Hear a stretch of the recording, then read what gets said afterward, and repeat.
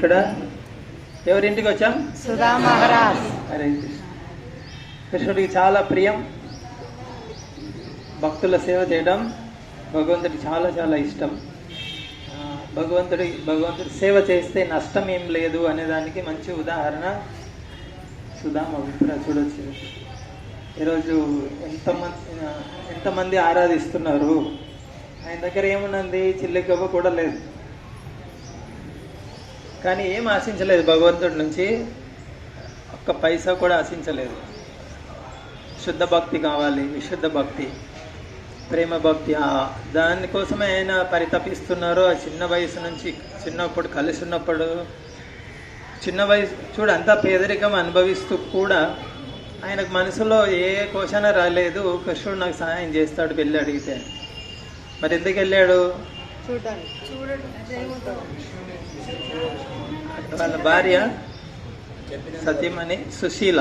అక్కడ చూడొచ్చు విగ్రహాల్లో మధ్యలో ఉండేది సుధామ, ఇటువైపున సుశీల, ఇటువైపు కృష్ణుడు ఉన్నారు. మధ్యలో ఎవరున్నారు? కృష్ణుడు ఇక్కడ పక్కన నిలబడుకున్నాడు. మద్భక్త పూజాభ్యాధిక, నా భక్తులు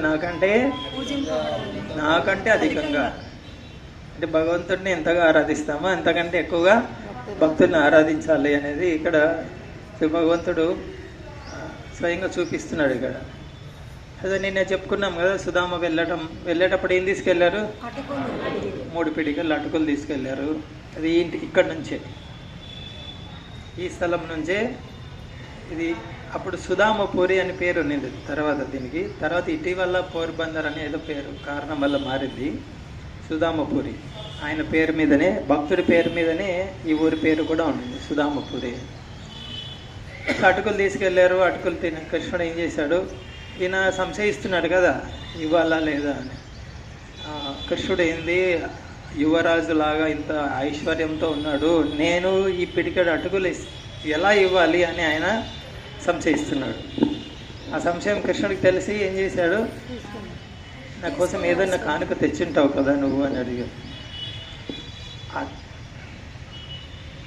రుమాల్, అది దాంట్లో చిన్న బట్టలో కట్టుకొని ఉన్నాడు కదా, అది కనపడకుండా చేతుల కింద దాచుకుంటాడు. అంటే అంతగా చిన్నతనం అనిపిస్తుంది ఆయనకి. ఇది కృష్ణుడి యొక్క ఐశ్వర్యము, దాన్ని చూసి ఈ అటుకులు ఎలా ఇచ్చేది అని ఆ సంశయము కృష్ణుడు అర్థం చేసుకొని, నాకు ఏదో ఒకటి కానుక తెచ్చింటావు కదా నువ్వు అని స్వయంగా కృష్ణుడే అది చేతికి తీసుకొని మూట విప్పి. దానికన్నా ముందు ఏం జరిగింది?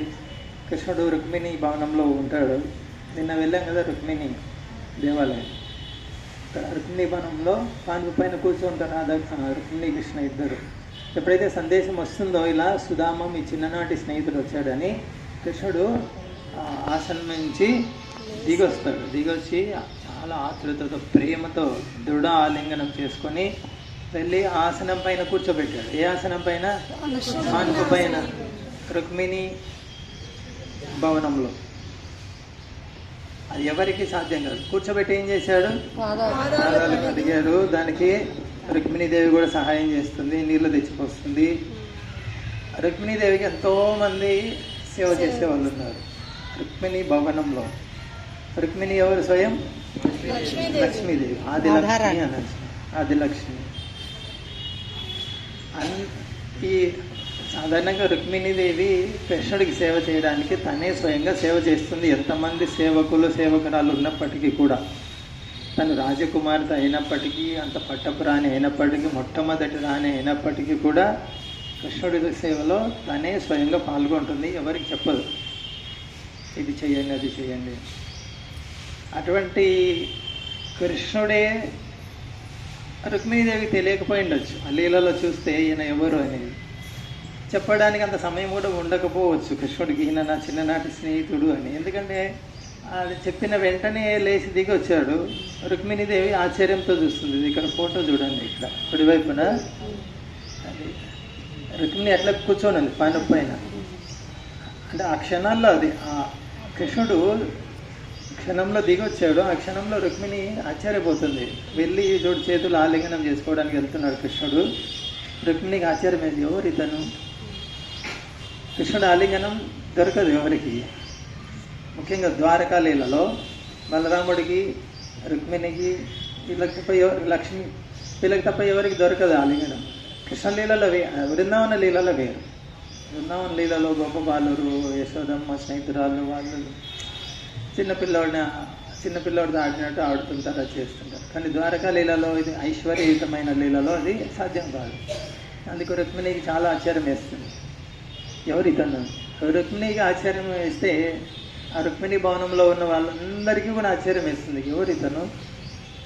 మేమందరూ రుక్మిణీదేవికి సేవ చేస్తే, రుక్మిణి కృష్ణుడికి సేవ చేస్తే, కృష్ణుడు ఈయన ఎవరు ఈయన? వాళ్ళందరికీ తెలుసు కృష్ణుడు దేవాదేవుడని. మరి దేవాదేవుడు సేవించబడతాడు, ఆయన పోయి సేవ చేస్తున్నాడు. ఇప్పుడు అది ఎలాంటి వ్యక్తి? చూస్తే బట్టలు చిరిగిపోయి ఉన్నాయి, సన్నగా ఉన్నాడు. ఈ వ్యక్తి ఎవరు? కృష్ణుడి కంటే గొప్పవాడైంది ఆయన. ఈ విధంగా వాళ్ళు ఆశ్చర్యపోతూ చూస్తున్నారు. అయితే సేవ జరగాలి, సేవ చేస్తున్నారు ఒక పక్కన. అంటే భగవంతుడి భక్తి చేయటం అంటే కోల్పోవడం ఏం లేదు. భగవంతుడి సేవ చేయడం వల్ల నష్టం ఏమీ లేదు, కానీ లాభమే. ఎంత లాభం అంటే మనం ఊహించలేము అంత లాభం.